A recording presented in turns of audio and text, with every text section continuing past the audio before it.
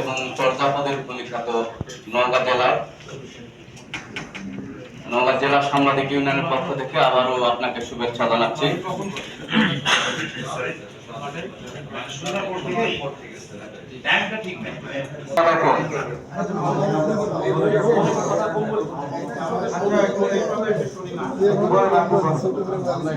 সালাম আলাইকুম। ইতিহাস, ঐতিহ্য এবং চর্যাপদের ভূমিখ্যাত নওগাঁ জেলা সাংবাদিক ইউনিয়নের পক্ষ থেকে আপনাকে স্বাগতম জানাচ্ছি। স্যার, আমি একটি বিষয় আপনাকে করতে চাই যে দেশের এই পরিস্থিতিতে সব জায়গায় চেঞ্জ হচ্ছে, এই সুযোগটাকে কাজে নিয়ে আপনি জানেন যে নওগাঁ জেলা বেশ কয়েকটি উপজেলা, সীমান্ত ঘেরা উপজেলা, এই উপজেলাগুলোতে মাদক চোরাচালানি পূর্ব হয়ে এসেছে। তো এখন বর্তমানে এটি আরো বৃদ্ধি পেয়েছে, তৎপরতা বিশেষ করে বৃদ্ধি পেয়েছে। নওগাঁর সীমান্ত এবং কুমিল্লা থেকে ও নওগাঁতে মাদক ঢোকে, এই ঘটনাগুলো বৃদ্ধি পেয়েছে। আপনি এটি দ্রুত কঠোর হস্তে দমন করবেন, একটি আশা আপনার কাছ থেকে করি। আর একটা বিষয়, দেশের এই পরিস্থিতিকে সুযোগ নিয়ে কিছু জায়গাতে চাঁদাবাজি চলছে অসহায় মানুষদের কাছ থেকে।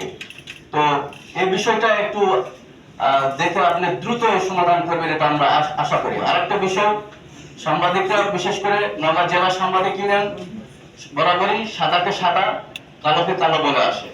আপনার ভালো কাজ থাকলে আমরা যেমন তুলে ধরবো, আপনার কোনো নেগেটিভ বিষয় আপনার কোনো কর্মকর্তা থাকলে সেটাও আমরা তুলে ধরতে দ্বিধাবোধ করি না। তো সেই জায়গা থেকে এবং সাংবাদিকদের মধ্যেও সব সাংবাদিকদের সাদা এটা না, হলুদও আছে। এবং আমি নিজেও যে শতভাগ ভালো এটা আমার কাজের মধ্যেও হয়তো ত্রুটি থাকতে পারে, বা অনেকের কাজের মধ্যে আছে। তো পেশাদারিত্বের জায়গা থেকে কাজ করতে যায় অনেক সময় ভুল ত্রুটিও হয়ে থাকে। তো অনেক ক্ষেত্রে সংবাদকর্মীরা সংবাদ করতে যায় তাদের নীতির জায়গা থেকেও সরে যায়। তো কয়েকদিন আগে একটা ঘটনা ঘটেছে পত্নীতলা উপজেলায়। আমার এক সংবাদকর্মীকে সেখানকার ক্লিনিক মালিক কর্তৃপক্ষ তাদের নিউজ করেছে, নিউজটি ভুল থাকতে পারে, সেই ভুলের জন্য সে আইনগত ব্যবস্থা নিতে পারে, কিন্তু একজনকে রাস্তা থেকে উঠায় নিয়ে যায়, একজনকে বাড়ি থেকে উঠায় নিয়ে যায়, বেধড়ক মারধর করা হয়েছে।